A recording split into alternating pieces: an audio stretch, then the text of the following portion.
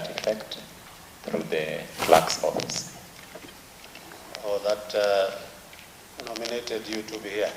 Sure, yes, Chair. Okay. It's also, we are also taking note. The CEO has been missing in action for quite a while, always in meetings outside the country or somewhere. I think it's also important for them to spare some time and be in their offices to do these very important jobs that we've given. It's not bad to attend meetings, but some meetings also can be delegated so that in some meetings that are very critical like this one, the CEO could be here, because we, and I'm saying again, it's not our business for him to pick where he has to go. But it's also very important for him to be attending parliamentary invitations, especially for very important issues like this. So, it's quite a while. I think the last 4 meetings, always letters explaining that he's out of the country or attending some. So it's important for him to attend those meetings, but also equally very important for him to be able to adhere to the invitations from our committee. I'm not saying you are not in a capacity to be able to stand in for him, but at the same time, I think it is important where we need some commitments which are done by the respective CEOs. So you have a presentation? Yes, Chair, I have a presentation. Okay. Okay. Let's proceed. Thank you, Chair. I will go through each of the areas that we were asked to clarify in the letter dated 14th. And the first part, Chair, is on the overview of Kenya Power Last Mile Connectivity Program, including its scope, phases, funding sources, including AFD and other development partners, and the total number of targeted and completed connections to date. Our response, Chair, is as follows. The Last Mile Connectivity Program is a flagship government initiative aimed at accelerating universal access to electricity by connecting households located within proximity of existing distribution grid. The program is being implemented in phases across the country, and outlined below is a brief on the various phases implemented by KPLC so far. We have a table there, Chair, that outlines 6 projects. The first one was funded by FDB, which was meant to maximize 4,859 transformers across 47 counties at a cost of 15.1 billion. The targeted households to be connected under that funding was 214,214. The actual households connected under that phase was 208 to 63, and the phase has been completed. Chair, the second one was funded by World Bank, which was meant to maximize 4,200 transformers across 47 counties at a cost of 19.8 billion, with a target to connect 286,218 households. The actual connections at the end of the project was 198,574 households, and that phase also was completed. The third phase was also funded by FDB, and this was meant to maximize 5,200 households transformers across 47 counties at a cost of 15.3 billion, with a target to connect 296,856 households. Actual connections under that phase was 313,737, and that phase has also since been completed. And then the fourth one, Chair, we have AFD and EU funded, which is meant to maximize 1,514 existing transformers and install 903 new ones in 32 counties at a cost of 14.4 billion, with a target to connect 197,493 households. The actual connections so far is 10,892, and that phase is ongoing, still under implementation.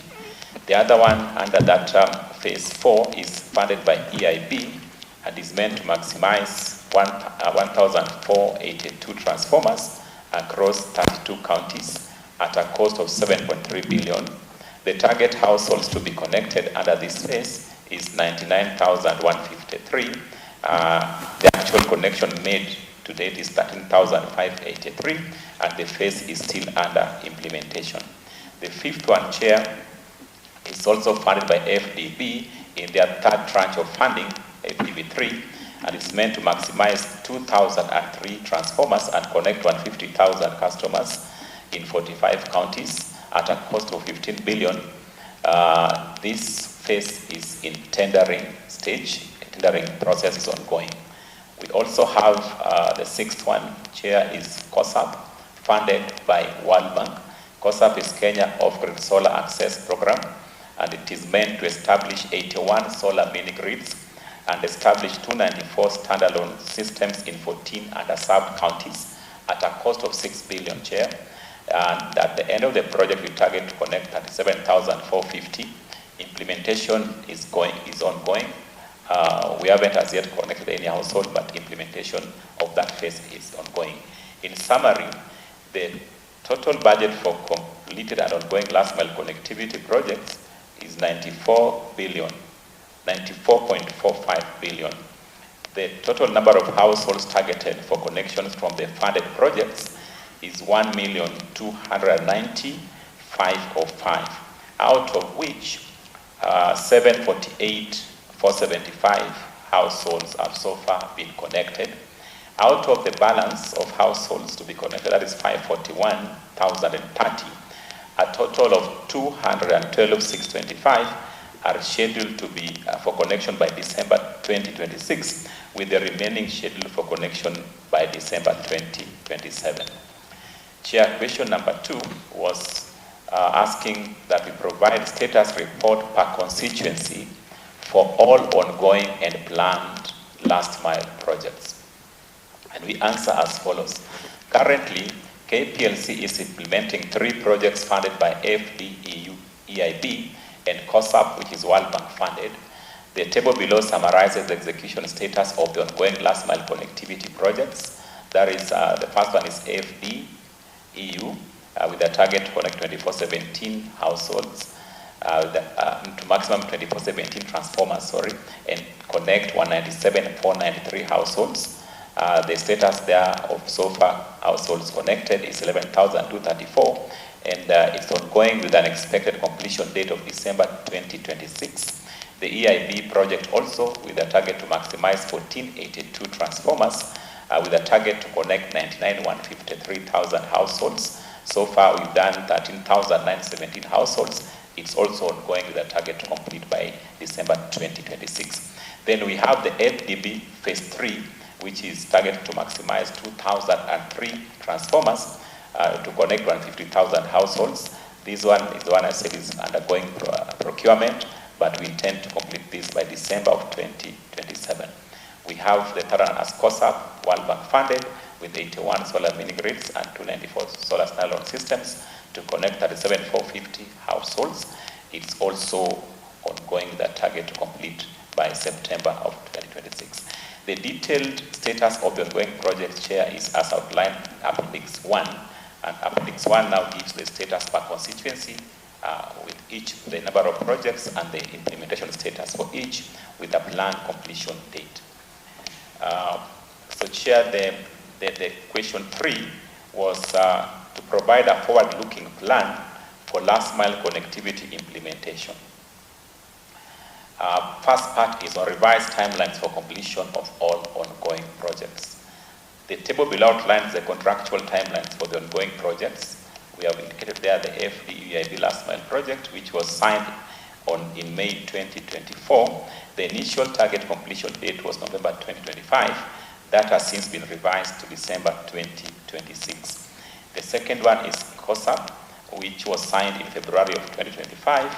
The initial completion date is September 2026, and that is the timeline we are targeting to complete COSAP. So there's no revised completion date. Now, under the FDEU project, Chair, there are challenges that necessitate the revision of the completion timelines. The first one is delays in disbursement of advance payments. Under the last mile connectivity program contracts, advance payments are critical to enable contractors to mobilize and initiate procurement of long lead materials. However, the delay occasioned by the collapse of the 2024 finance bill impacted timely release of these advance payment funds. This resulted in delays in the release of the budget by National Treasury, including allocation for the last mile connectivity project. Whereas it was anticipated that the payment would be made within 2 months from the contract signature, they were paid 6 months later. As a result, the contractors delayed placement of orders for key materials, among which include poles, conductors, and fittings. Consequently, the contractors could not mobilize as per the schedule. This created a slow start across all the FDEIB lots, with knock-on effect on subsequent construction activities. These payments were settled by January of 2025, following which procurement and mobilization activities commenced immediately. The second one, Chair, was delays in settlement of certified interim payment certificates, IPCs. In several instances, certified interim payment certificates remained unpaid for periods significantly beyond the contractual timelines, including delays of up to 6 months, primarily due to the extended payment processing chain involving the consultant, KPLC-MOE, National Treasury, and the financiers. The delays in disbursement resulted in reduced contractor productivity, hence impacting key project milestones activities such as pole erection, stringing, and metering. Furthermore, since most contractors couldn't meet their payment obligation, this resulted in strained supplier relationship, consequently delaying material deliveries. Chair, the third one was delays in processing of tax exemption documentation. The last mile connectivity project benefits from tax exemption provisions. However, delays in processing these have affected procurement timelines. This was occasioned by the extended processing chain involving KPLC-MOE, National Treasury, and KRA. Following alignment and engagement with the relevant stakeholders, the issues have since been resolved and the process is now being executed seamlessly. Contractors experienced delays in customs clearance of imported materials, among which include meters, conductors, and accessories, leading to additional costs incurred due to demurrage and storage. This has contributed to gaps in material availability at site, further slowing construction.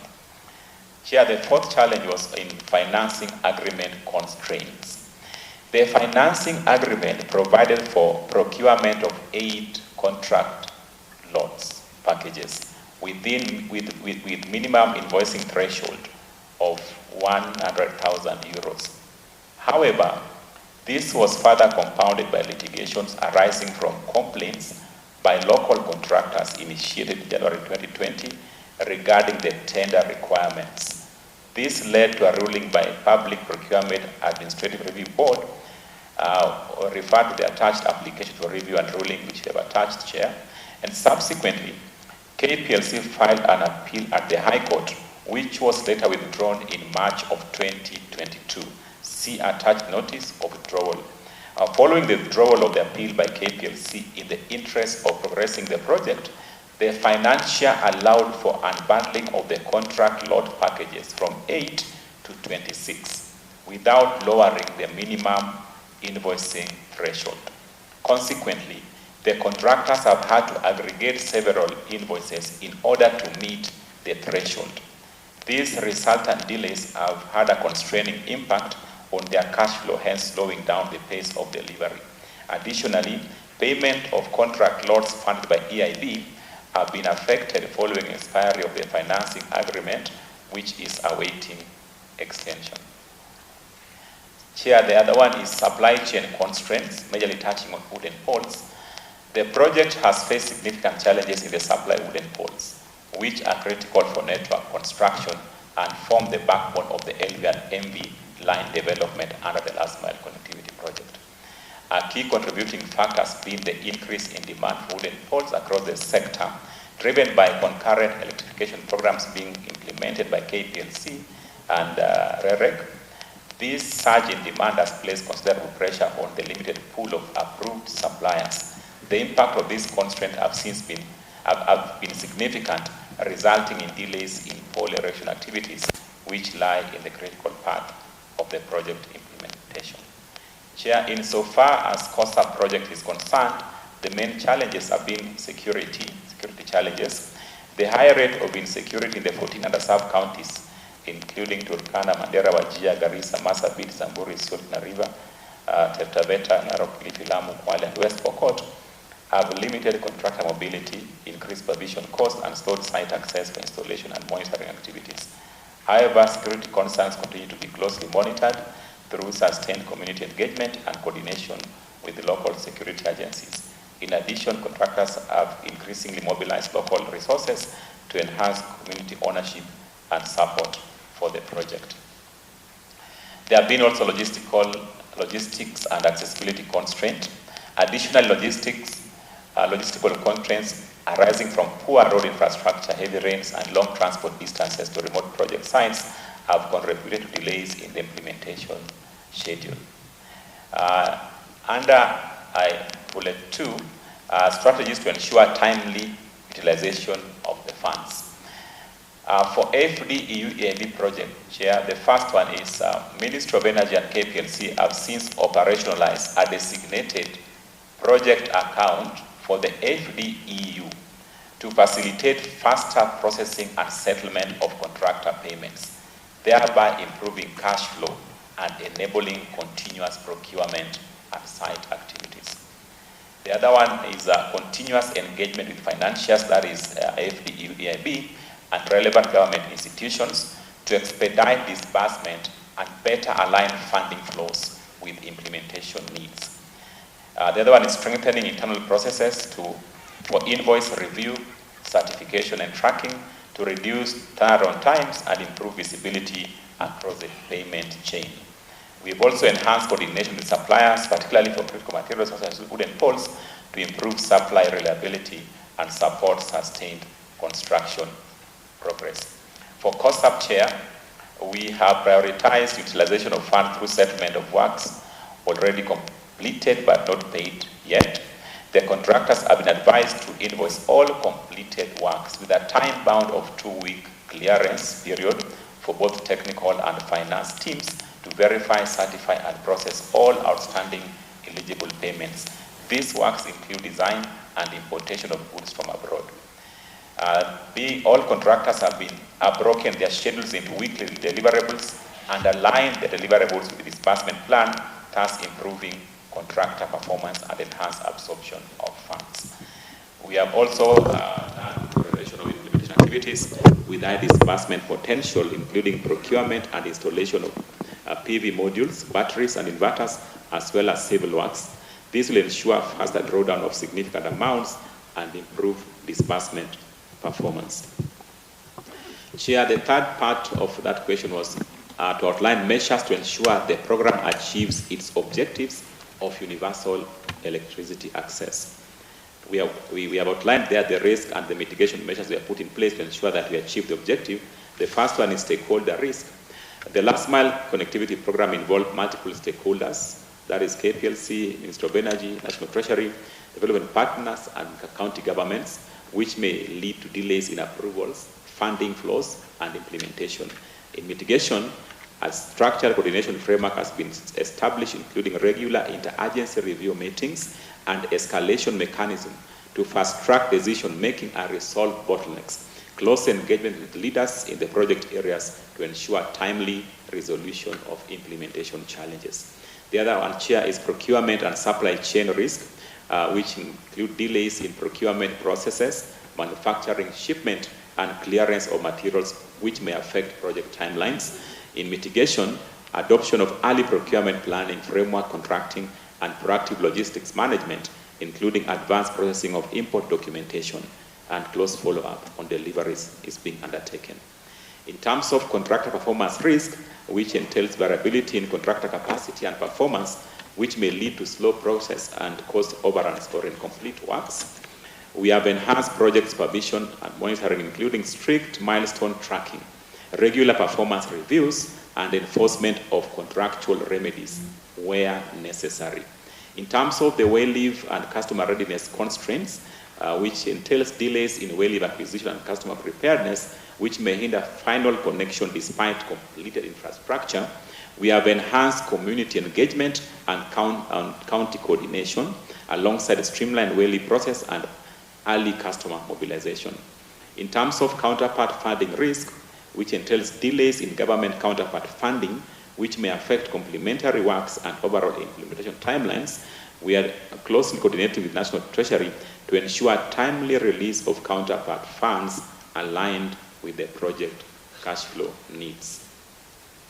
Chair, under question 4, we were asked to highlight any policy, regulatory, or institutional gaps affecting the effective implementation of the last mile program and proposed corrective measure.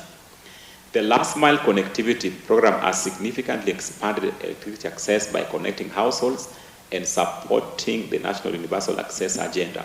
However, implementation has faced several policy, regulatory, and institutional gaps that affect efficiency and timely delivery. In terms of proposal to correct and support implementation, the first one is a financing model. The current investment project financing model restricts implementation approach to turnkey model, which has multiple constraints, including contractor delays due to cash flow challenges and material procurement delays, besides limitation on deployment across project areas. We are proposing, Chair, a change financing model from the investment project financing to result-based financing model. This will enhance flexibility in implementing local labor and transport contractors who can be deployed rapidly across the implementation areas without restriction. Disbursement shall be tied to number of households connected. In terms of tax exemption, the requirement for tax exemption adopted by other financiers, except World Bank, has faced challenges of delays in issuance of the required certificates.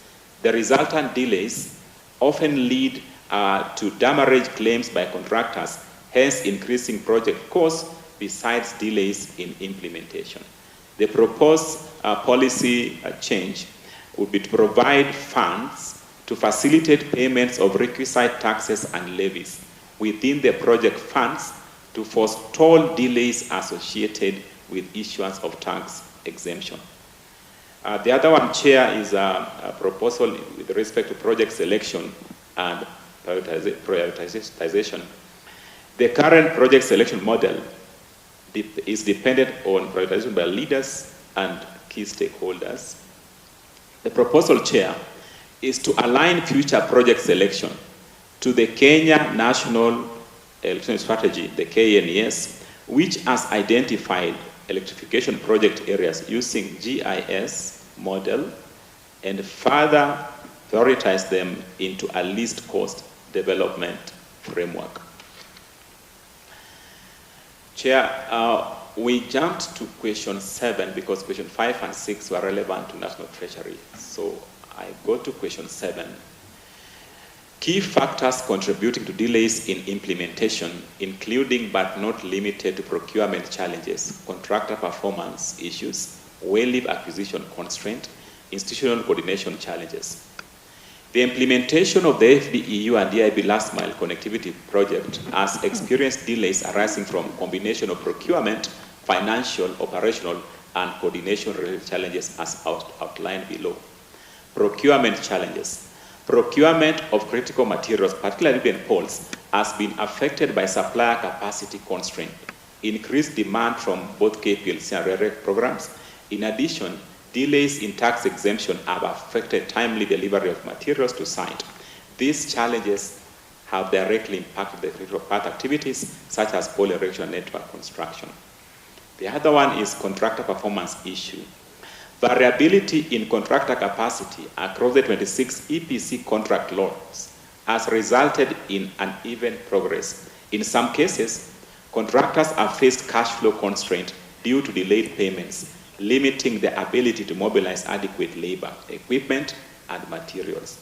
This has led to reduced site activity, slower execution of works, and delays in achieving planned milestones. Well-lived acquisition constraints. Well-lived have generally not been a major constraint at program level, apart from one or two isolated cases of delays requiring approvals from landowners or community stakeholders. Institutional coordination and challenges. The implementation of LMCP requires close coordination among key institutions, notably Ministry of Energy, National Treasury, Kenya Revenue Authority, and development partners, that is FD, EU, and EIB. However, the multi-layered approval process across these institutions have led to delays in both processing and settlement of interim payment certificates and issuance of tax exemption documentation required for the importation of project materials. As a result, contractors have experienced delayed payments and interruption in material supply, leading to cash flow constraints and slowed procurement. This has in turn affected contractor mobilization and contributed to slower implementation across several project sites. Disbursement delays by the financiers. The project has also experienced delays in disbursement by the financiers, particularly with respect to the European Union component of the financing. According to the financing agreement, the AFD loan takes care of 75% of the invoiced amount, whereas the EU grant takes care of 25% amount. Despite the establishment of a designated account aimed at improving efficiency of funds flow, there remains limited clarity on the timing of disbursements of the EU funds. To date, the EU component has not been released, which has affected the overall cash flow available to the project. This has contributed to delays in settlement of contractor payments and has constrained the pace of implementation. Under question 8, Chair, measures being undertaken to accelerate implementation and improve absorption capacity, including any restructuring of contracts, timelines, or financing arrangement. The first one, Chair, in response, strengthening financing and disbursement processes. Operationalization of designated project account to expedite contractors' payment. This has been done, Chair. Continuous engagement with AFD, EU, EIB, and National Treasury to fast-track disbursement. Streamlining of invoice certification approval and tracking process to reduce turnaround time. The second one, Chair, is on acceleration of procurement and supply chain management. Under this, the key points here: enhanced supplier oversight, including pre-FAT verification and improved production planning, approval of additional suppliers to provide the contractors with flexibility of materials procurement. Then this close monitoring of deliveries and production of critical materials, particularly wooden poles. The third one, Chair, is on contractor performance improvement measures. And under this, Chair, we are focusing on strengthened contractor management through milestone tracking, regular performance reviews, and enforcement of contractual provisions. We are also looking at targeted engagement with underperforming contractors to improve mobilization and delivery. Enforcement of contractual provisions to compel compliance to implementation schedule. Such include notices of underperformance and associated remedial penalties. The other one is consideration of corrective measures, including contractual remedies where necessary. The fourth one, the sixth one, is request for financing agreement extensions. As part of the measures being undertaken to accelerate implementation and improve absorption capacity, there is need to align project timelines with the availability of financing through formal extension of financing agreement. The AFD and EU financing agreement is currently valid up to September of 2026. To enable completion of the remaining works and ensure full utilization of the available funds, an extension of up to March 2027 shall be requested. Support from National Treasury is therefore sought to facilitate fast-track this extension with the financiers. See attached request for extension for EIB. FD is valid up to September 2026, and the request will be initiated in May 2026. For the EIB component, engagement with the financier is ongoing, and an extension up to April of 2027 is being pursued with the process currently underway. The requested extensions are critical to ensure that implementation timelines are fully aligned with financing availability, thereby supporting completion of the outstanding works, enhancing funds absorption, and minimizing the risk of undisbursed balances. Question 9, Chair, was on status of counterpart funding by the government, including any pending obligations that may affect project implementation. In response, Chair, the financing agreement comprises of counterpart funding by the government, which is critical to support complementary project activities not financed by development partners, including tax obligations, well leave acquisition and compensation, project supervision support, and other implementation-related costs. A table there, Chair, we have provided project, the last mile FD, the counterpart funding is 635.3 million. We have so far received 555 million. The balance is just 79.7 million. For COSAP, as no counterpart funding and all expenses are paid by the financier. The National Treasury has fully disbursed the counterpart funding allocation for the financial year 25-26, which has since been received by Kenya Power for utilization in project implementation. Chair, question 10 was on details on any cost variations, commitment fees, or penalties arising from delayed implementation or slow absorption of funds. In response, all contracts under the project are fixed cost contracts, and therefore implementation delays have not resulted in direct contract price variation. However, slow absorption of funds and extended implementation timelines may lead to additional administrative and supervision costs associated with project extension. Key among these are potential areas of claims and cost exposure arising from delays, prolongation claims associated with the extended contractor presence on site beyond the original implementation timelines, additional supervision and project management costs, including extended deployment of the project management and supervision consultant, interest on delayed payments, reimbursements of financing, and cash flow-related costs incurred by the EPC contractor due to delayed settlement of certified invoices. Chair, finally, question 11 was on asking us to indicate whether there is any risk of cancellation of undisbursed funds by development partners and the measures in place to mitigate such risks. In response, Chair, the risk of cancellation of undisbursed funds by development partners is currently low, given that most of the project's funds have already been fully committed under signed contracts, and implementation measures have been put in place to accelerate execution of the remaining works. The commitment of funds significantly reduces exposure to cancellation as it demonstrates progress towards utilization within the agreed financing framework.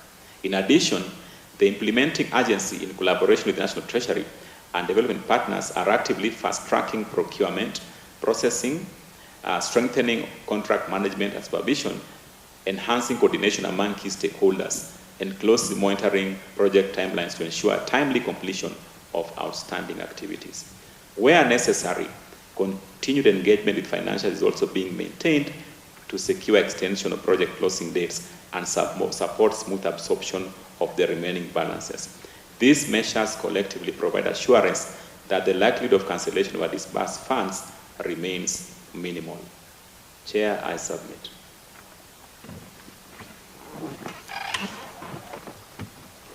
Thank you very much for your submission.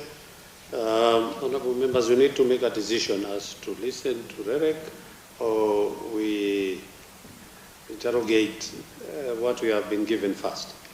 Chair, I think we need to get done with Kenya Power. I don't think we have many issues with REREC for now. Let us get done with Kenya Power, then maybe REREC can pick it after Kenya Power are done. So I think then I'm told we have Two more members. Mheshimiwa Mawade. Thank you, Chair. My name is Mawade, MP Embakasi South, and a member of this committee.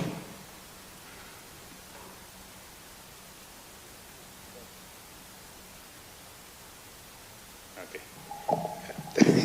Thank you so much. My name is Victor Mbadi, the MP for Chipolongo constituency and a member of this committee. As I invite you to do your interrogation and comments on this, but just on your presentation on question 1 and 2, or let me allow my colleagues first to jump in and then we can be able to. So is any member?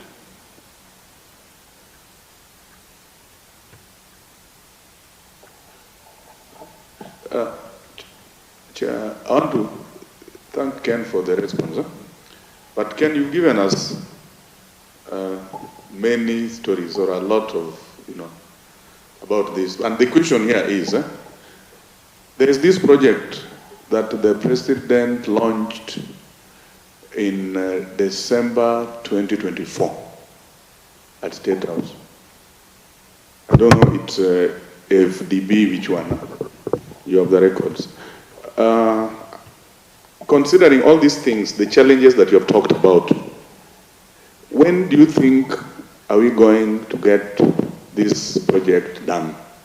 Because, like when we are talking about Oendo constituency, I remember when the President came there, he announced to people that all those projects under that program will be finished in less than 1 year. Today, 1 year is gone. We have started another year, and we have done. I have to say that in the last few weeks, the contractors have been on the ground working. But I want to know, when is it that they are likely to finish, considering that, according to you, all the challenges that made them not be on the ground have now been addressed? Thank you. Yeah. Thank you, Chair. Following up from my colleague senior, I'm equally worried that we made the President made pronouncements and commitments. And I even remember from his speech that he said, however, even though he's signing a contract for 18 months, he was prevailing upon the contractor at that particular time if they were able to finish in 12 months. And I could really remember the contractor gave a commitment that, Your Excellency, we're making a commitment that all factors constant, we're going to implement and to connect people to power within 12 months. Having said so, Chair, it is embarrassing that several months past the time that the contractor had committed, there is still very little that we can show. Remember, Chair, we members of Parliament have a role in terms of representation given to us by Article 95 of our Constitution to represent, for oversight, and to legislate. In the representation, Chair, it is paramount to mention that the people, the setup of our country, largely and generally, they believe that it is the member of Parliament who implements, whereas that is not the case. Our work after we appropriate and gives you budget is upon you, the executive, and now you, sitting on behalf of the accounting officer together with the CS. It is upon you, together with the sagas and directors of different departments, to ensure that what we commit to the people is done and implemented. But it is very sorry because you are not seen. But by the way, Otieno, sorry to say this, people do not know you. And I mention this with a lot of bitterness. From Chepalungu, people do not know Kenya Power. When there is a breakdown of a transformer, it is Honorable Mandasi to handle that one. When people are not connected, whereas there was commitment, it is not Kenya Power, it is the member of Parliament. So we are greatly suffering whereas the people do not clearly know. And it is the setup of our country. Were it to be known that our role is to give you budget and your role is to implement, people would be lining up in your offices. But since we are the people's representative, they come to us. And when we lack answers, simply because there's a shortcoming from one person to another, at times we cross our fingers and maybe only pray to God. But since we are here, as members of Energy Committee, we've called you so that we identify and to help you so that this project is actualized within the shortest time possible. We've had the challenges, but there is also laxity from the side of the contractor. They always know that this money will eventually go to them. But who will pay for the time that we lost in waiting for this? You know, if we fail to give these people power, they say if you want to remain in power, you give people power, which we're not doing completely. And again, Honorable Chair, in a situation where there were proposals of around, let me say, 30 schemes, and after they did the design and survey, they realized that the budget wasn't available or wasn't enough to complete all the 30 schemes. But the mistake that you did as Kenya Power or as a supervising authority is that your people decided on their own that we're not doing 7, and so we're doing 22. You should have come back to members of parliament who are the people's representative to tell you which of these 30 they want to do now the 22. I failed to chair at some point that I reached out to the contractor to ask him of a scheme. And the response is, we're not implementing that one. I'm asking him why. Because Kenya Power said the budget is not enough. So, who told you to implement this 22? Kenya Power. So what is my role? I'm left with no role at all. I thought maybe as a member of parliament who represents people, I would give the priority for the constituency. Of course, each and every constituency has its own needs and dynamics. Having said such, Chair, at times we push the contractor. And when we push these contractors, they make commitments. Like for my case, I follow it daily. Like today, I've called the contractor like 7 times. Why? They give me a commitment. They are delivering poles to 1 or 2 schemes. They give me Tuesday. I call them on Monday. They're saying it's being loaded.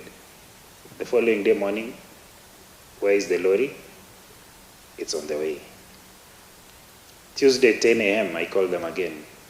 Where is the lorry? Kidogo tu imekwama Litein. It's coming. And that lorry never comes for another 1 week. I am left to suffer as a member of parliament because I have lied to the people. The people will say Wandayi is a liar, whereas the person who is hiding my lies is a contractor whom you're supervising.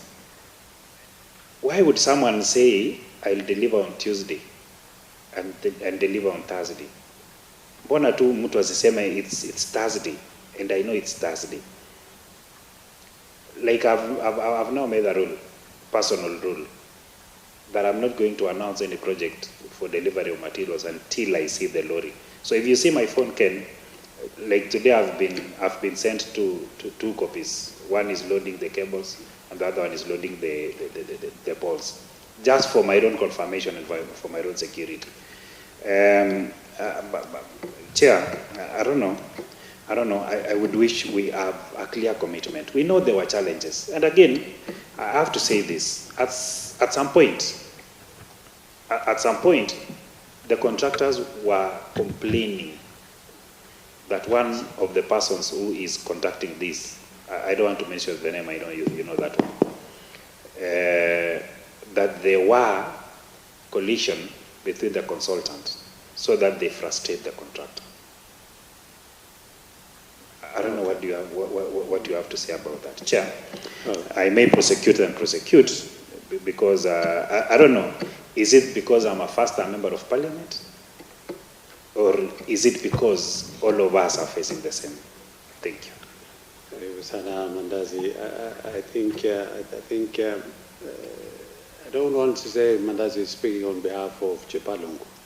Basically, that is the narrative by the 290 members of parliament.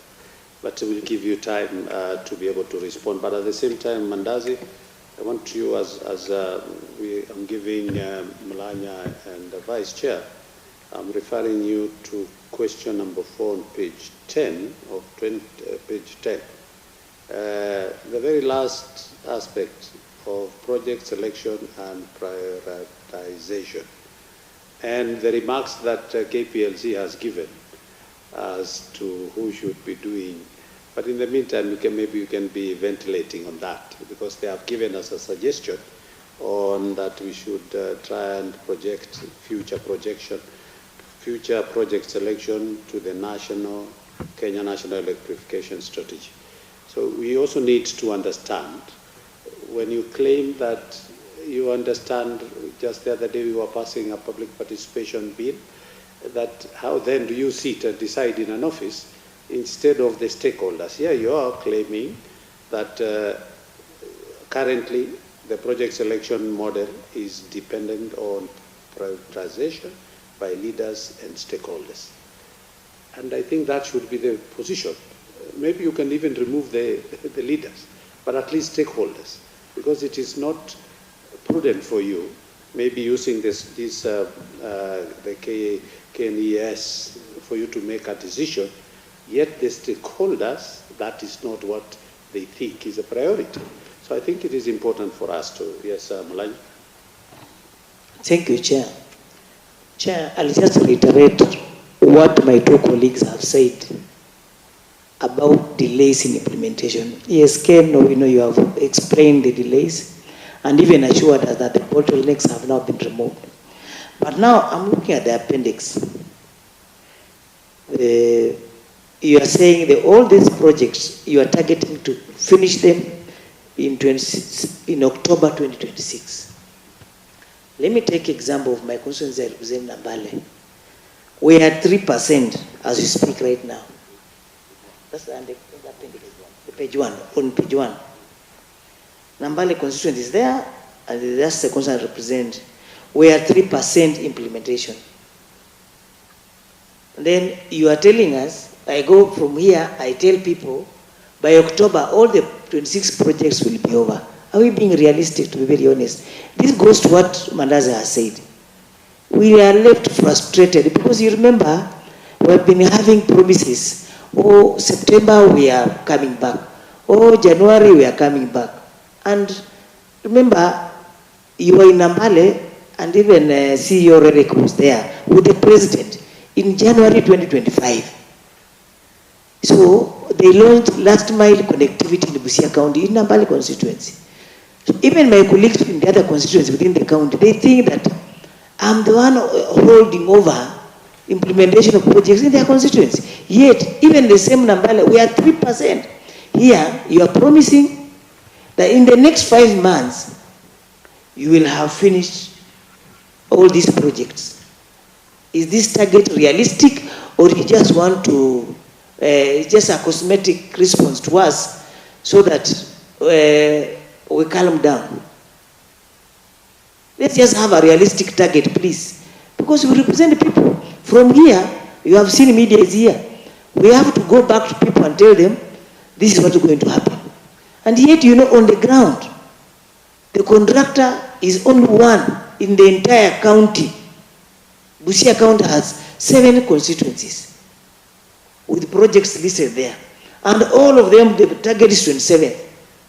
As Mandazi puts it, how do you have one person implementing all these projects and clearing with the same target of October, when, as we speak, right now is only ongoing projects? It's only, in fact, there's a project that you started, 2 projects.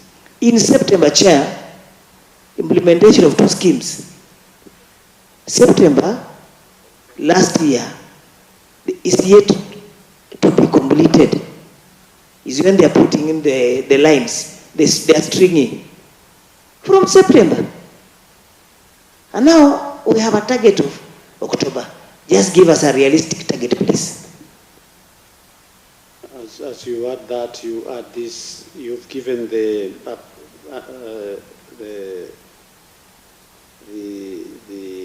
in every constituency in the annexures, the percentages, maybe roughly countrywide.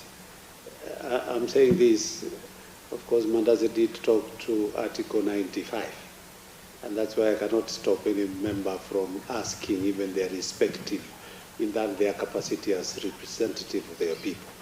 But generally, countrywide, what is the percentage you've given in that annexure? Maybe you could also give us that. And secondly, again, a question that he has put forward, how many contractors? I heard you had said you were, I don't know how many, then we moved to 26. I don't know whether the 26 are contractors, but just on an overview, how many contractors are maybe identified or procured for one region? So that also, because he's saying it's only one, the whole West.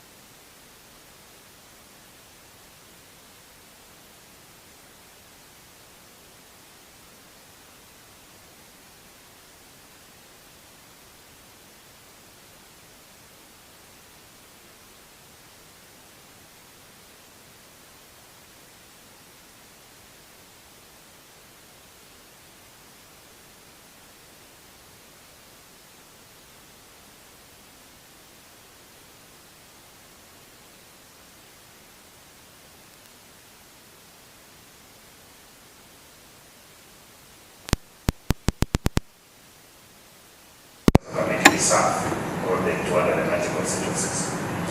We were told that there were delays in terms of clearance of the conductors from Mombasa, which they were cleared thereafter, after you resolved the issue of tax exemption.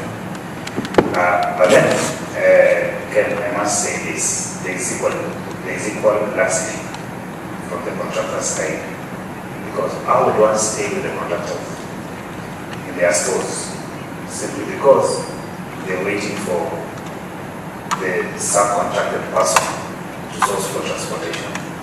Because I will tell you, there are two of schemes in my constituency, and now there are around 5 which have stayed without conductors for a period of almost 5 months. Before election, and wait for a conductor, simply because the contractor is saying, I'm waiting for the transporter. So I really want clarity on where this laxity is coming from. So sorry, Ken, we appear to be pushing you so much, which we should not, because Siror is not here. And number 2, the PS is not here. And number 3, the treasurer is not here. That is where I want to support the vice chair in saying that maybe this particular engagement today will not be enough. We need to arrange it so that we understand. You know, the chair is always embarrassed of the floor. I don't know, the chair normally sits, you know where the media guys are? That is the chair. And wherever any member raises on a question to do with last mile, the speaker would always look at him for answers.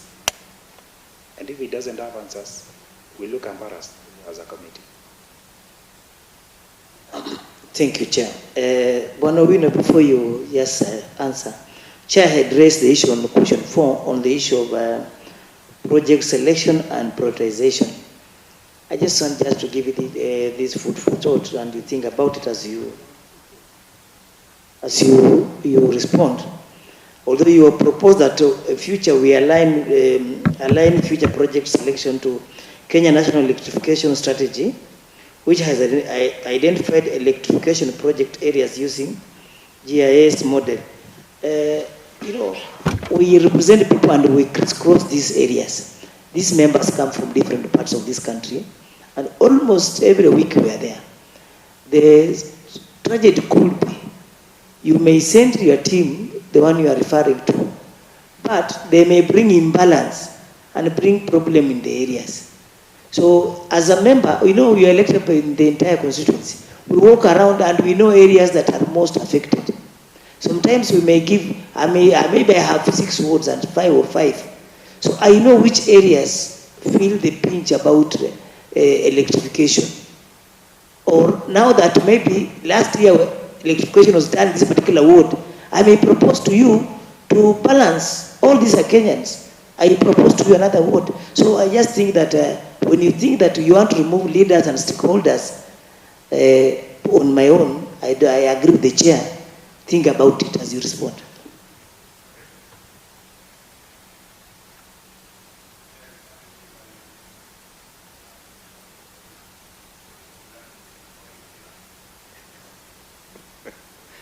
Thank you, Chair. Allow me to start, Chair, with question 1, where you wanted the alignment of the numbers. Under the table, the first table, where we outlined the target for FBU EIB, the AFD component has 2 approaches. There's maximization and there is new transformers. So if you look at that line there, we are maximizing 15, 14.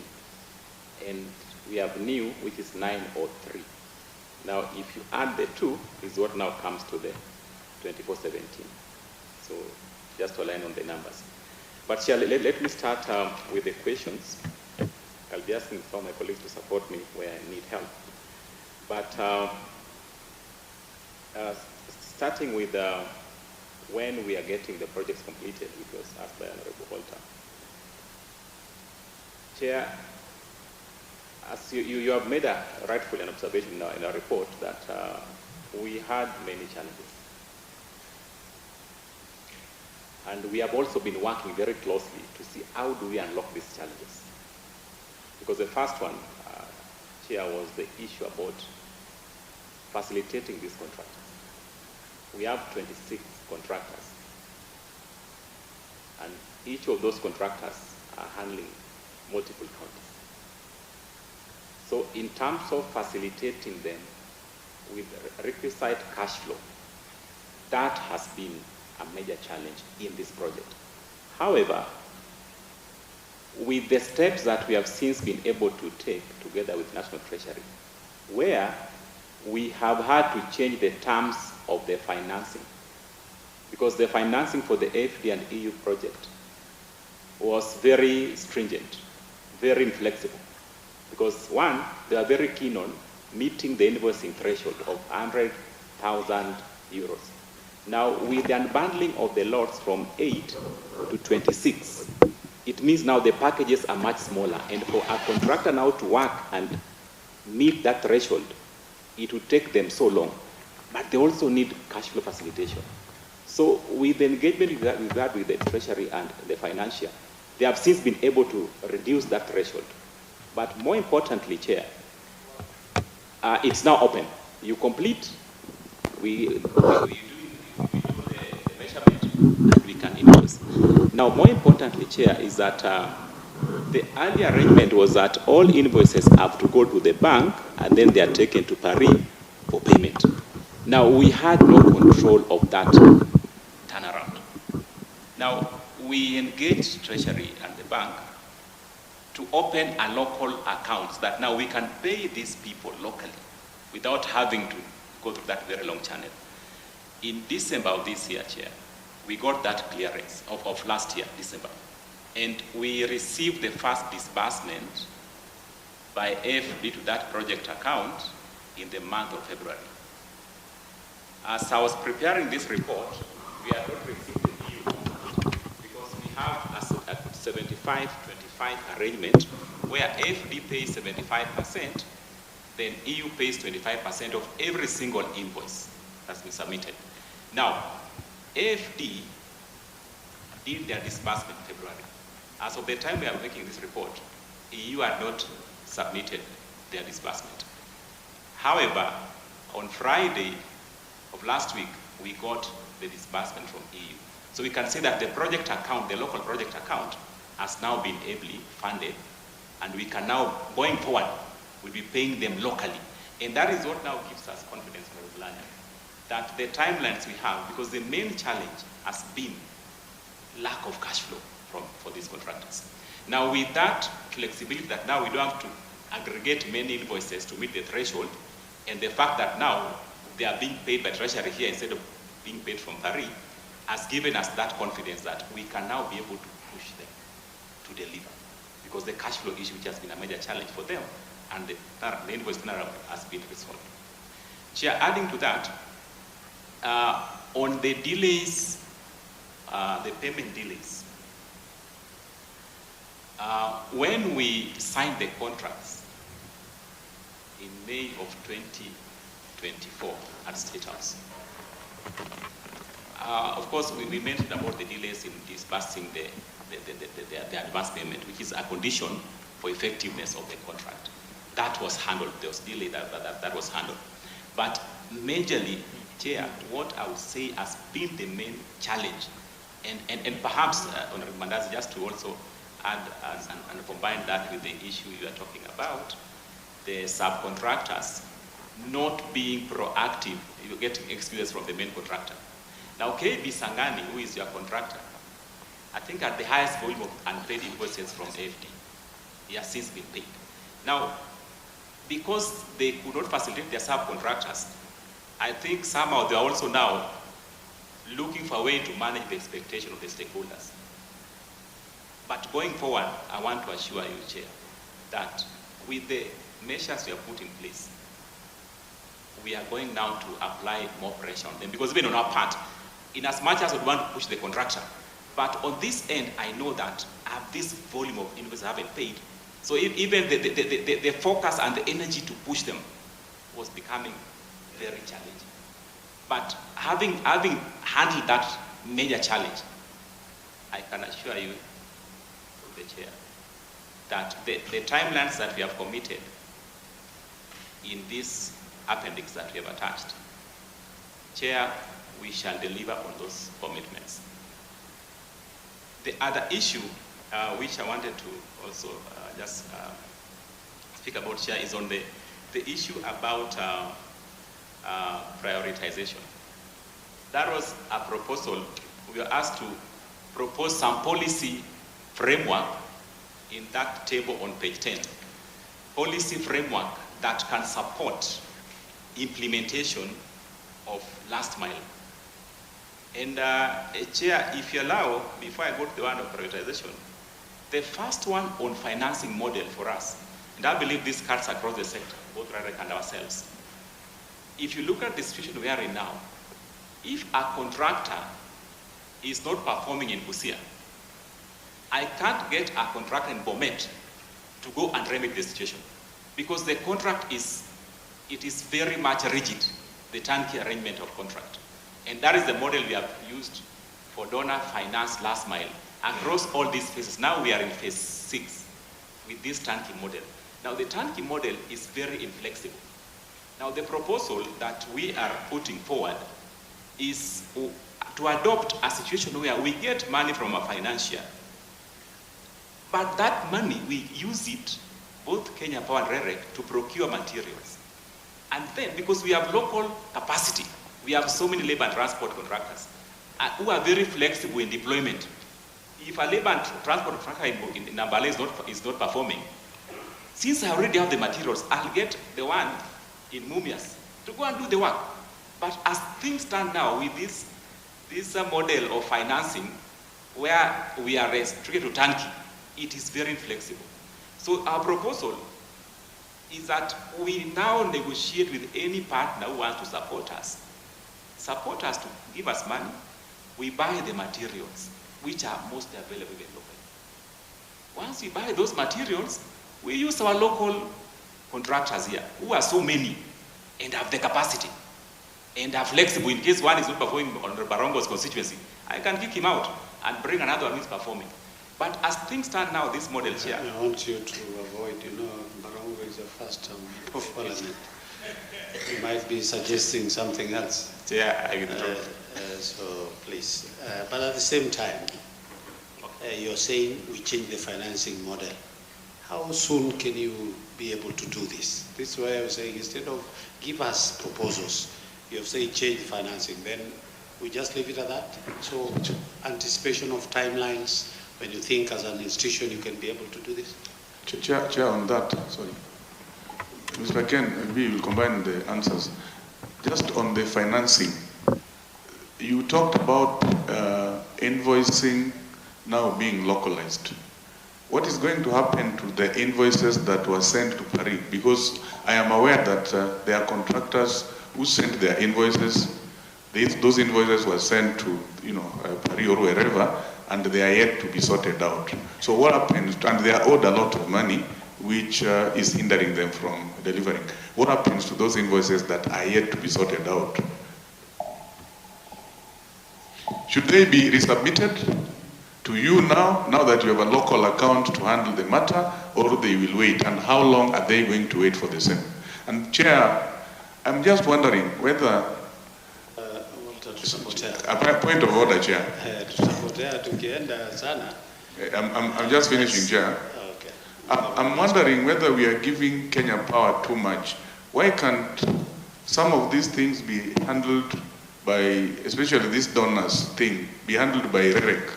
Because Kenya Power seems to be doing so many things. Why can't we transfer some of them to REREC? Utajibu mwisho. Tuendelee.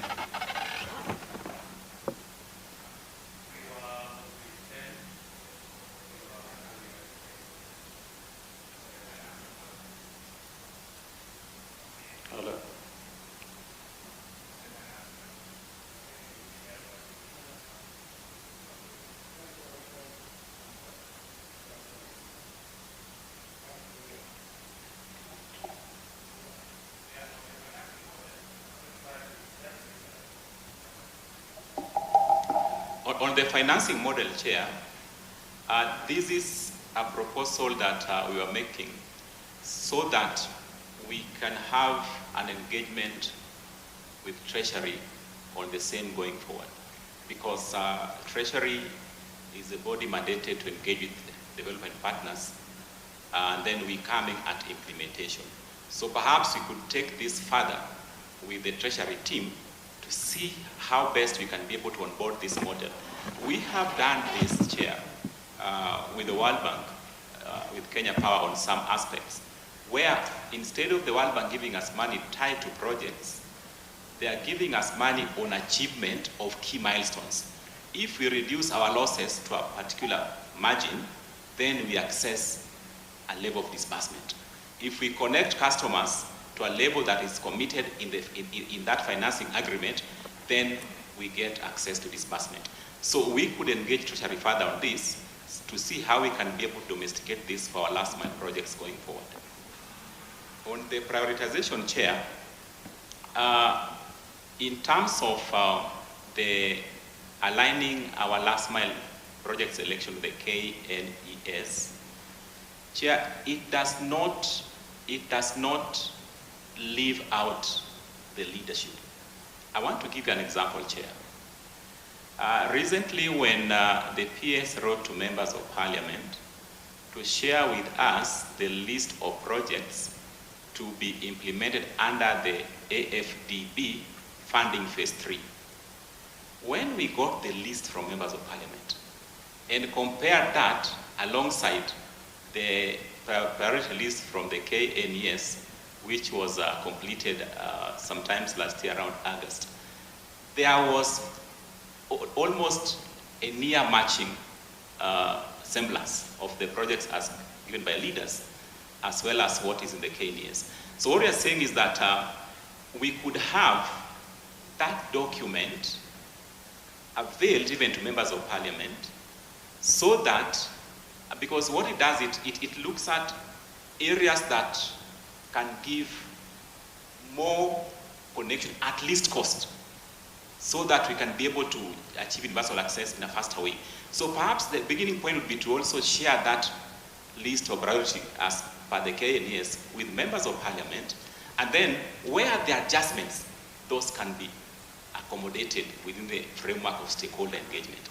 But it gives a very clear, a least cost approach that can help us move faster towards achieving universal access coverage here. Now, on the question about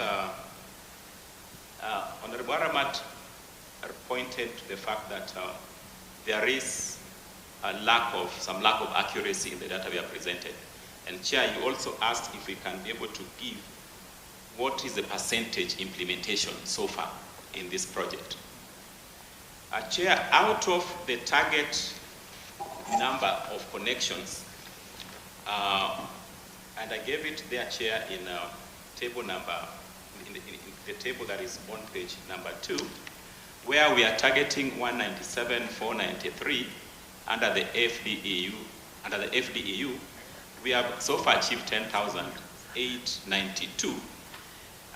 Then there's a table in question 2 where that number is slightly higher, 11,234.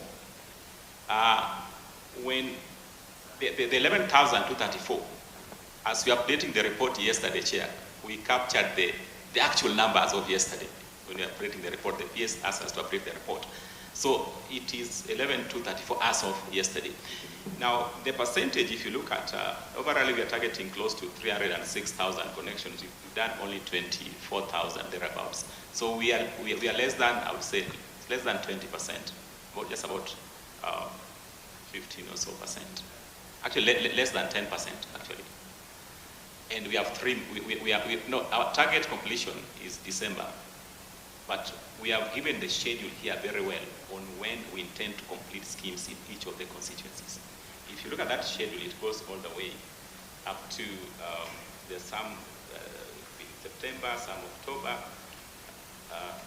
It gives an outline of when we intend to complete the schemes in the various constituencies. So, Chair, I would not say that the table is not accurate, but we can enhance it further it gives a snapshot of where we are with implementation of this project in each of the constituencies.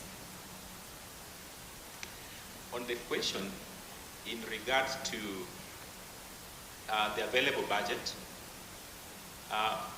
yes, we have received the counterpart funding. The only issue, Chair, is on the fact that the disbursements are sometimes delayed. We don't receive them as and when we anticipate to receive them at the beginning of the financial year. They are disbursed, but a bit delayed. However, we don't have a challenge insofar as the counterpart funding disbursement is concerned. Where our main challenge was on the disbursement from the financiers, which, as I've outlined, we have been able to mitigate on. In terms of the question raised about laxity insofar as the contractors implementing the projects are concerned, Chair, we have, after having paid the contractors, allow me to combine this with what Honorable Walter also asked. The payments we've done so far, Chair, are for the invoices which were submitted to the bank in Paris, where AFD has cleared all their 75%. Where I still don't have visibility and we're engaging closely is on the 25% that is to be paid by EU. But the indication on the fact that they have already given us the request to the project account for going for the upcoming invoices, I think gives us comfort that they are going to clear even the balance 25% of the invoices submitted to AFD in Paris, hopefully before the end of this month. But we're engaging with Treasury. Just to get it clear. Yes. In your presentation, you said the EU has not submitted. Somewhere, just some few minutes ago, you had indicated that on Friday, actually, Wandayi was very keen. You said on Friday you received. Now again you say. Let me clarify, Chair. Now what is the position? What is the true position? Let me clarify. The component we received on Friday is the request we had asked to be channeled to the local project account for payment of works which will be done going forward. But we have a component of invoices which we send to Paris. Okay? Now, the invoices that went to Paris, that is where now AFD has paid us 75%. But EU is yet to pay. Because what they have disbursed the project account is only for the works that we shall be doing going forward. They did bring back the invoices earlier submitted for us to pay locally. So that is the part that we are still pursuing Treasury to follow so that they can release those invoices to the contractors. Yes, Chair. Yes, so Chair, I think I've been able to handle a number of them.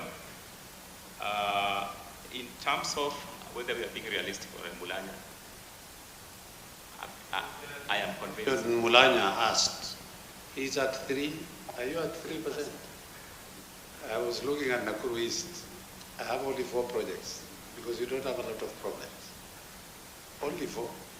And it's at 8%.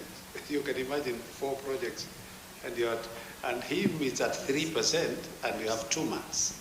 I mean around 4 or 5 months to go, yet the projects that were indicated under 26. Are you in a position to be able to finish within that?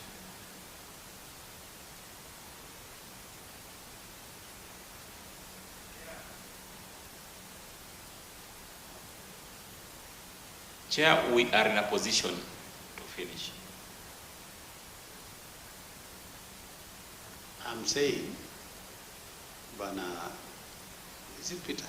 Owino. Owino. Are you, yes, Ken, I was trying to reach.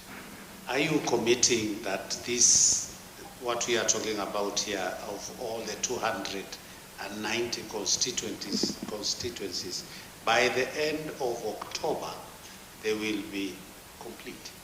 Are you committing that?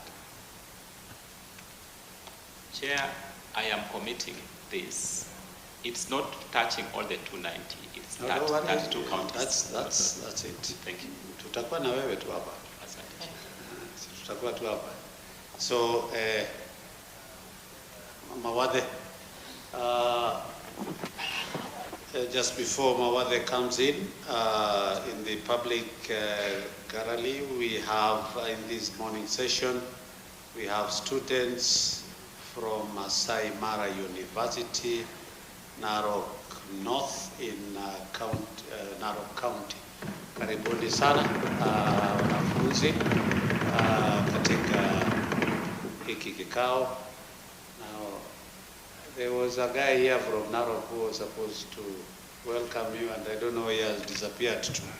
The member of parliament from Narok East and the vice chair of this energy committee, Honorable Ken Aramat, is not around, but I will allow Mandasi.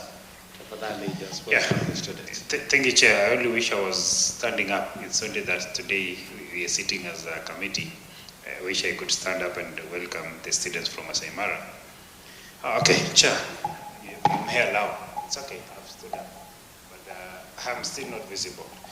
This is Honorable Victor Koech Mbadi, MP for Chepanungu constituency, and a member of this committee, and I would wish to welcome students from Masai Mara University, and I believe that most of them also come from my constituency, that is Chepanungu constituency. They are here, Honorable Chair, so that they can witness what we do, how we legislate, and today we're sitting here as an energy committee. And our role here is to scrutinize and to oversight the departmental committees. And today we are looking into the matters that deals with last mile connectivity throughout through the 290 constituencies. Today we have the Ministry of Energy, and this is Kenya Power being represented by Owino, and we have REREC being represented by our HEPO CEO, Madam Rose. Thank you and welcome to the visits of Parliament. Thank you, Chair.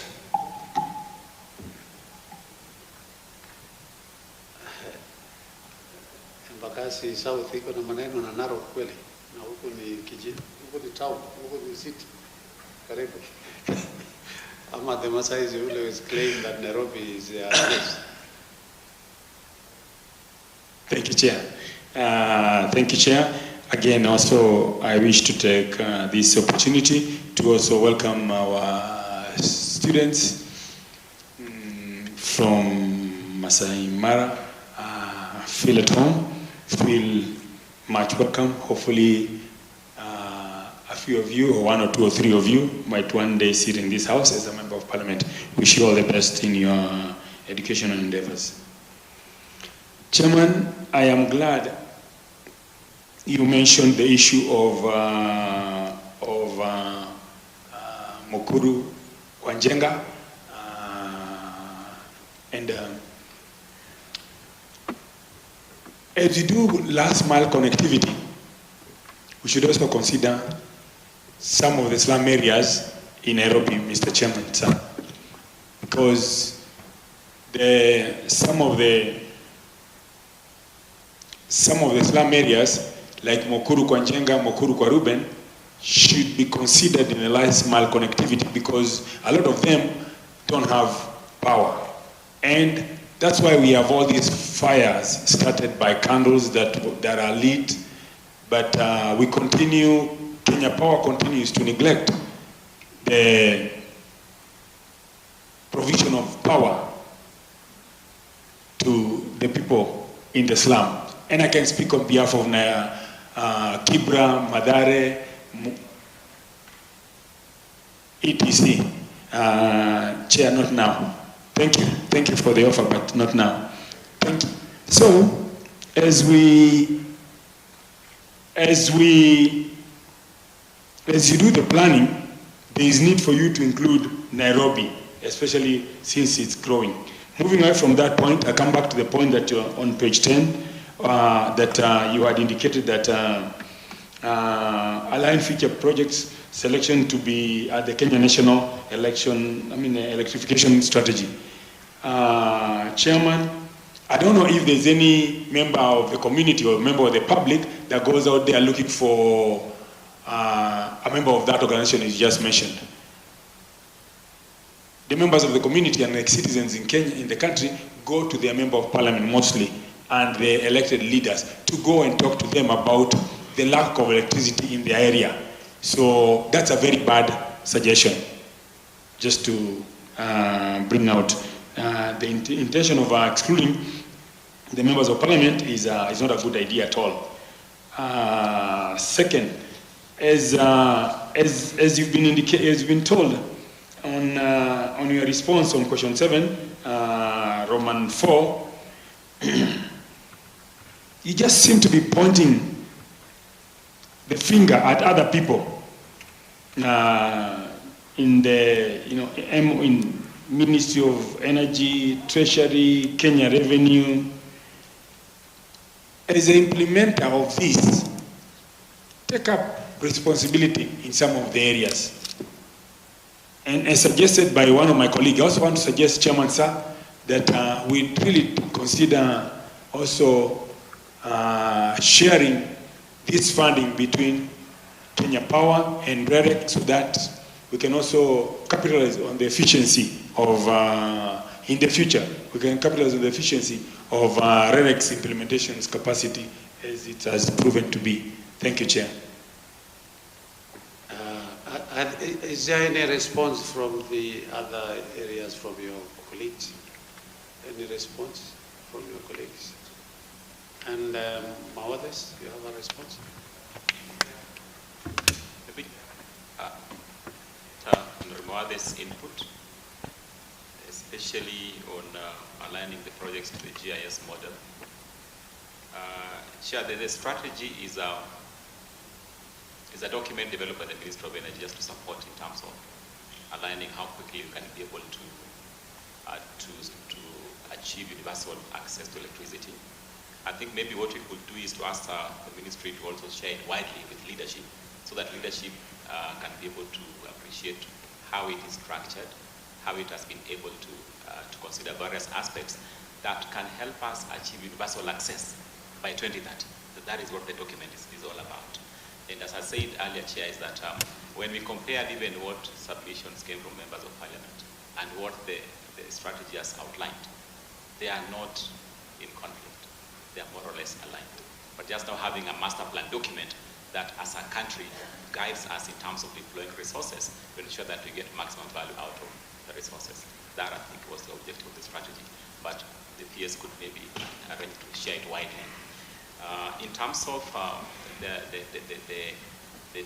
areas within the capital that are in need of last mile access, Chair, already there's a strategy which is being deployed, and I believe the MDREC will speak to it, where the government is financing electrification in various people settlement areas within the city. The first batch has already been funded, and REREC are supporting the implementation together with KPLC working very closely.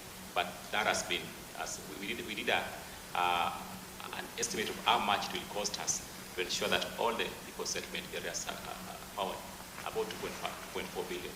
And the ministry has availed the first tranche of funding to support with I think the first target area being around Hospital Hill Ward as the first target area. So it's something which is being looked into by the ministry to help support electrifying all the people settlement areas within the city. Chair, I submit.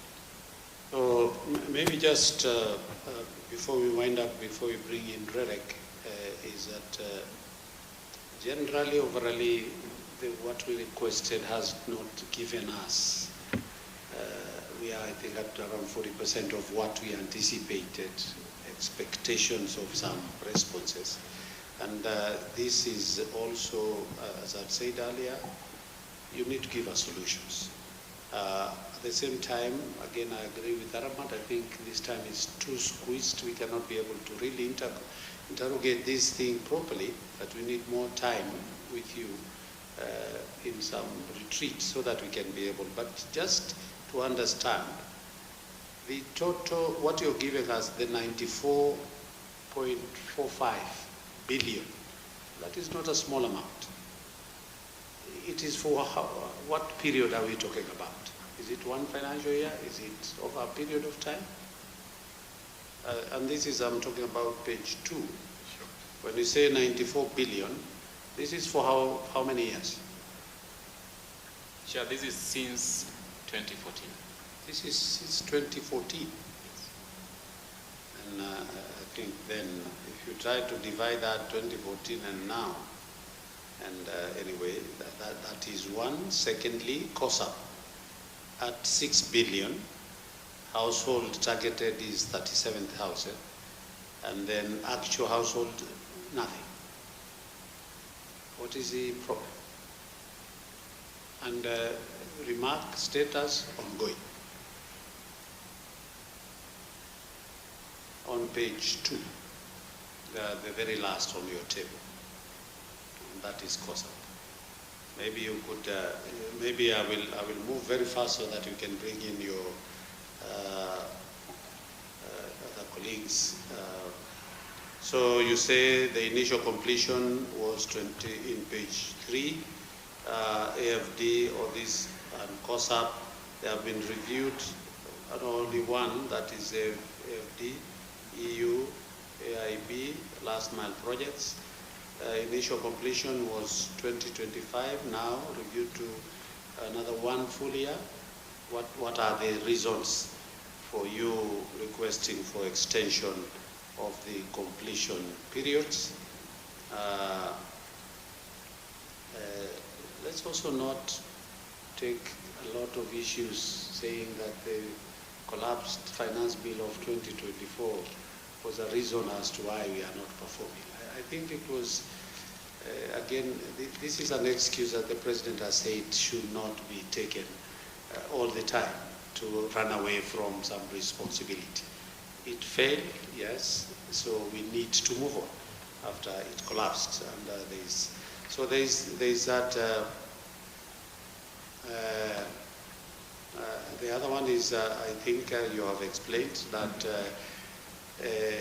there was a limit of the 100,000 euros. Now it has been since been reviewed, which is a good thing. Again, the localized invoicing also, something that is also, the expiry of IEB has been, in page 4 you say it, in page 5 you say it, additionally, payment of contract slots funded by EIB have been affected following the expiry of the financing agreement, which is waiting extension. And I think somewhere you said by the end of May, we'll be asking, because it's ending in September, I think. Is that the position? Okay, but you'll need to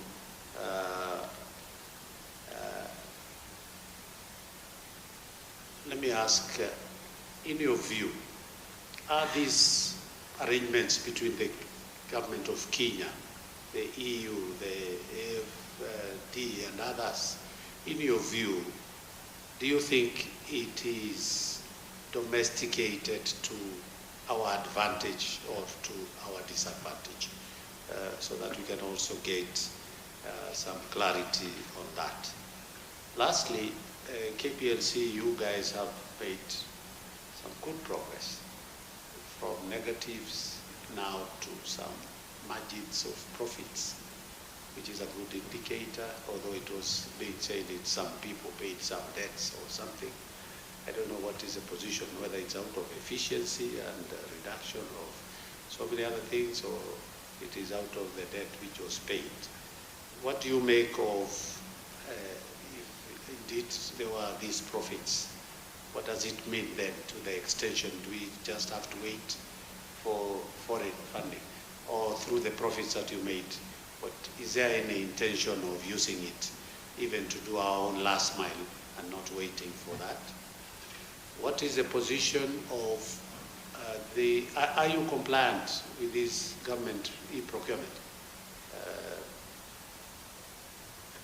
Lastly, where does the energy sit in terms of the infrastructure fund that was started, and now I think the board members have been appointed? Where does the ministry really sit in this infrastructure fund? Oh, sorry, my dear sister Cecilia.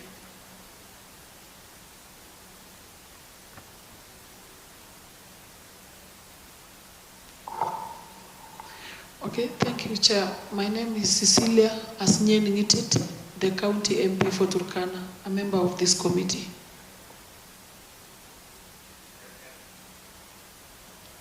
Thank you, Chair.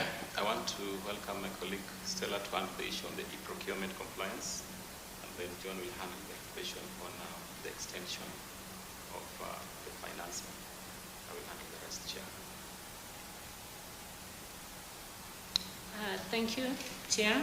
Yeah, in matters of e-procurement, we've met most of the requirements, which was to train all the people who are handling the procurement. That has been done. However, we've not gone to e-procurement system yet. The system in the exercise is still ongoing. However, this has not stopped any procurement or affecting us, because we've gotten an exemption from the National Treasury to continue our procurements up to June as we put the system in place. Thank you, Chair. But you know, the e-procurement is to address some corruption-related issues and also bringing down the cost of things for every Kenyan. So when do you think you will be compliant? As per the request for the extension to National Treasury and the activities and the preparedness within the company, we think by June we will not be seeking another extension. We'll be able to go on a procurement system. Okay. Yeah. Thank you, Chair.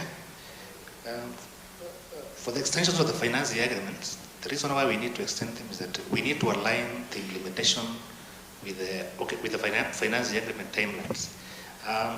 As was well stated, there were challenges at the start of the project, like the payment of the advance payment was a prerequisite condition for the effective of the contracts. This was a failure on our end as an implementing agency. So we need to have the contracts and the financing agreements extended at least to align. And now that most of the challenges we have mitigated them, as was outlined by my GM or the acting GM, is that we are going to push the contractors and ensure that this project is implemented to completion. And this can only be done if the financing agreements are aligned with the timelines and also the contract. So that's why we need this, and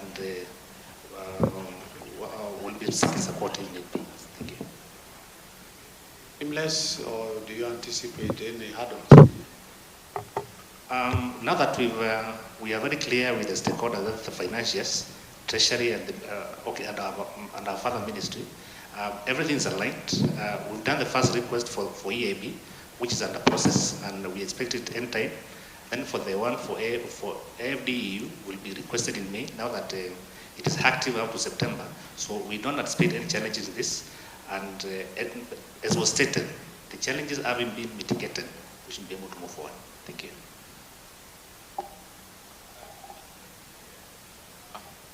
You asked a question on whether our engagement with the various financial partners is to our advantage. How do we perceive that engagement? And Chair, I really want to say that it is to our advantage, because if you look at the support we've received since we began the last mile journey, beginning with the FDP funding phase 1, all the various branches of funding we've been able to receive, I believe that our engagement with the various partners has been to our advantage. Perhaps what we may just need to do is to, during the negotiations, as had made a proposal in terms of the implementation method, instead of giving us money and tying it to a particular procurement method, give us the money and allow us to align it to what can give us flexibility and quick return insofar as implementation is concerned. So that is the kind of engagement perhaps we may need to take further now in our engagement with the partners. But ideally, it's been quite beneficial to us as a country. Chair, in terms of the KPLC profitability, we want to appreciate so much the journey that we have made as Kenya Power in terms of turning around the organization. And we had so many debts, obligations to the power producers, which still we have substantial left, but we also covered quite substantial. The various commercial loans that we had, which we're trying as much as possible to reduce, so that we can move now from negative working capital to positive working capital, which is good for the organization. So we may not have, as at now, the financial muscle to support insofar as last mile funding is concerned. But I believe that as we clear those pending obligations that have been accrued over time, perhaps we'll be able to build capacity that now can support in terms of reinvesting in areas that KPLC deems good to invest in towards enhancing access to electricity. Thank you, Chair.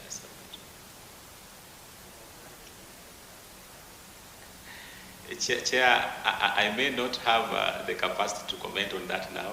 Maybe that can be taken at a higher level. Thank you, Chair.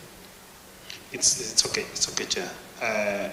Just in a very quick way, Ken, I didn't hear your comment on the issue to do with materials and whether now you can give an assurance that they are now fully available and that whenever these contractors make commitments, they deliver according with their commitments going forward. Because the frustration, sincerely, that we faced for the past 1 year is uncommentable. And Chair, just on a proposal, Chair, looking at the time, it's now around 12:30, and I know the time that RERE can take. I don't know if Chai will be in order, but I wanted to propose that looking at the time, I don't think we can have enough time with RERE to scrutinize as we've done with Kenya Power. And maybe with your guidance, Chair, as we've proposed that we can go for a retreat, maybe then we can postpone the way we want to have proper clarity on the projects that RERE are undertaking to a better time that is sufficient for all of us, Chair. Thank you. About the materials? Chair, I want to confirm to Honorable Wandayi that we now have adequate materials. The contractor that is working in Bomet County is KV Sangani, who has been facilitated fairly well, and he's been able to clear the materials, deliver them, and I think Mheshimiwa, you'll be seeing a lot of activity on the ground.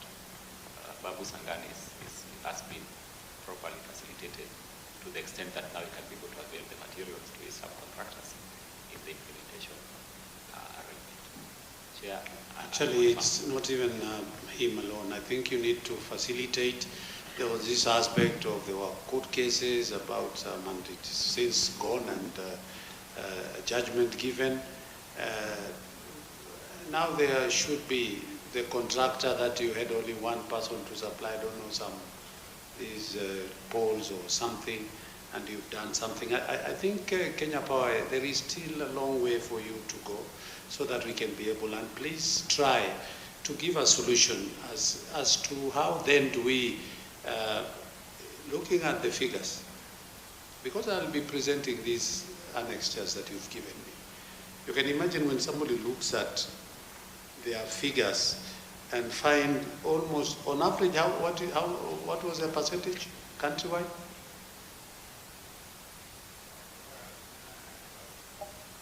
Chair, countrywide is about 9%. Pardon? About 9% of the target so far. 9%? Yes, because countrywide. And we have only a few months. So you can imagine. So we will be tasking KPLC because you've said you have the counterpart funding, you have the monies from the donors, there are no problems, other than those other challenges that have since been addressed, like the invoicing and the reduction of the amounts that you can be able to invoice. I think you need to to do more. At 9% with only a few months to go, then we are really worried.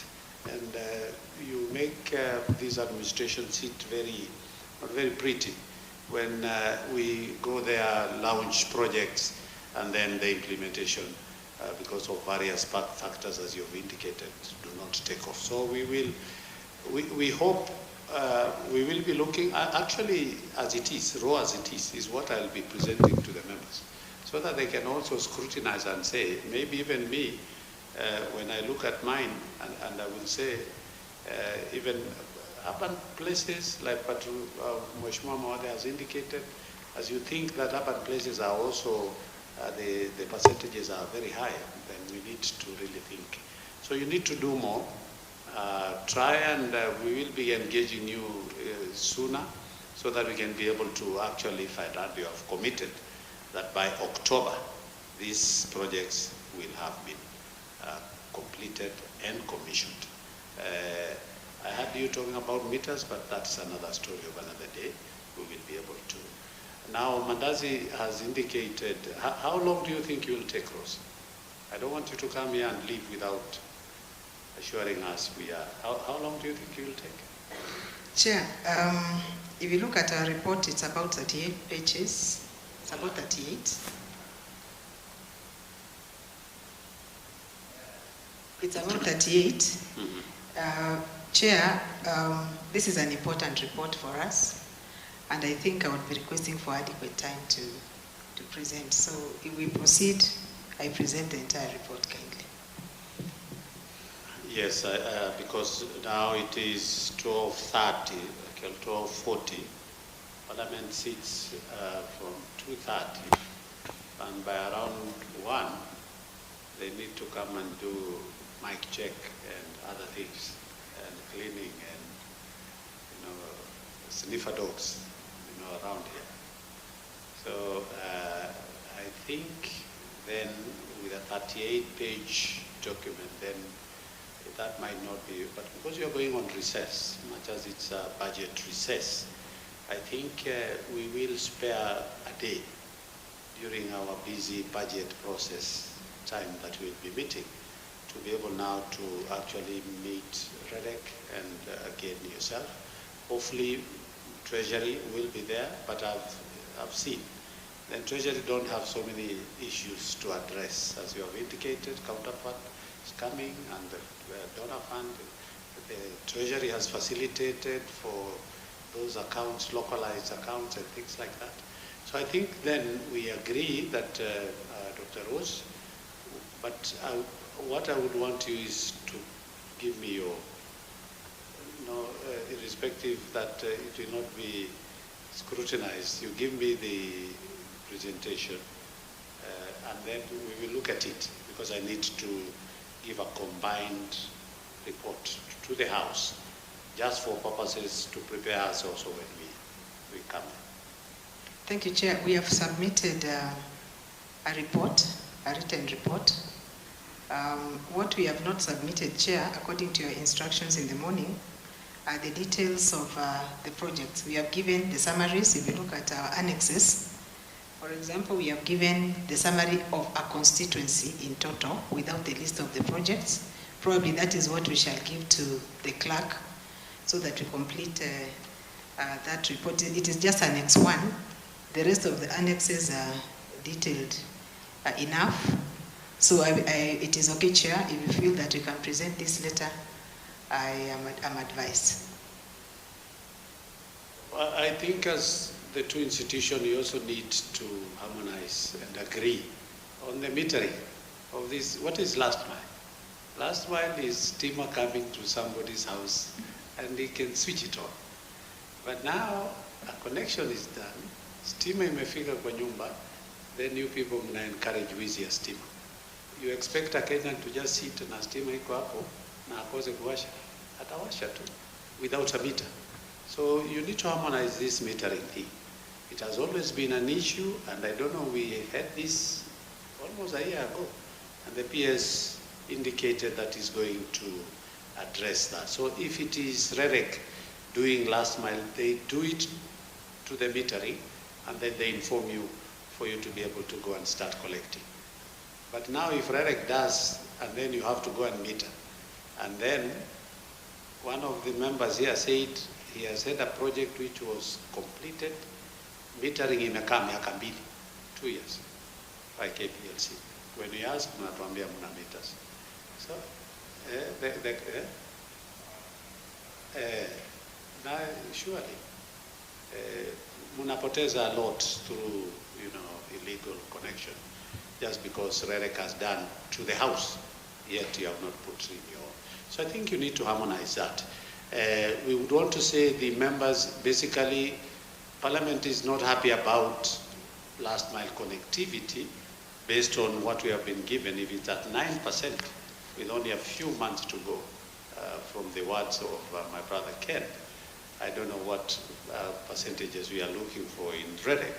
So that then means this is actually what Kenyans are complaining. They have not been connected. And you can imagine energy, electricity is the biggest enabler in the revolving around transformation of our economy. So ikikosa, wale watu, I know, you were here when somebody was complaining. A certain group of women had started hatching ya mayai ya kuku. And then all of a sudden, Kenya Power wamepoteza stima for full 1 week. So what happened to their chicks? Gone. What happened to the eggs which were halfway? So you can imagine the losses that Kenya are encountering, and over and above the cost of steamer that we are talking about. But all the same, I think then we agree in that retreat, we will be able to get, we will now get the actual figures. But today we are asking you to avail the Kenya National KNES document. Is it a public document? So can you avail that, as you have indicated, so that you're saying, based on what the members of Parliament give us proposals and other stakeholders, is almost the same. So that members could also have a look at, each member can look at their respective areas and see whether it aligns with their expectations and what the stakeholders are saying, so that we can be able to. So without much ado, then, is there any other member who would like? So, maybe Chair, I can request for something. Yes. I know we have given you the projects that you're implementing this year, but I would also want to submit a list of all the projects that you have so far designed, but have not been funded. Because that can also give a guideline to the members of Parliament when they are choosing their projects, they prioritize what you have already designed, because that is going to reduce project time. We do not have to go back and start survey, design, and come back, because that takes time. So if we can be able to also prioritize using the designed ones, which were also provided by members of Parliament, instead of giving us new projects. So allow me, Chair, as part of my presentation, to present a list of the design projects for all the constituencies across the country. So yes, we will. And I think when you say design, but not funded, it is your projection as REREC that you intend. Yes, it means we have gone to the field and we have the actual costing for the projects. Okay. All that we are waiting for is funding. You see, we have that even for next financial year. Instead of waiting to start our projects in October or November, we shall start immediately after the budget has been released to us. Okay. And here we are just talking about the grid, sindio? Off grid hapa hakuna. Ama iko tu kwa hizi vitu. Ama kosa only, but it's only 6 billion out of the 94. So and I know we did something to the off-grid areas. Hopefully, REREC, hopefully Treasury, how I wish they were here. But you can start the projects, these are off-grid areas, because those are very key. The members of Parliament from northeastern and off-grid areas, every week a question or 3. Every week I have a question on this. Like today I have 2 responses.